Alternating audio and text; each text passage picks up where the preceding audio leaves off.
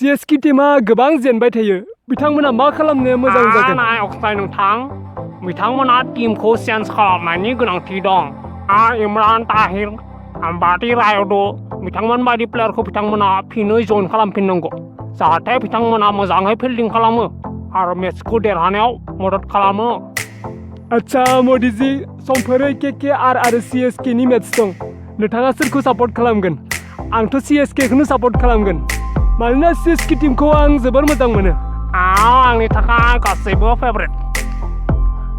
बयबो गोबां खस्थ' खालामखायो आरो बयहाबो गावबा गाव टेलेन्ट दंखायो आच्छा मदि सार नोंथाङाथ' माथो पाबजिखौ बेन खालामबाय साराबो खिन्थु खम बोसोर नङा दे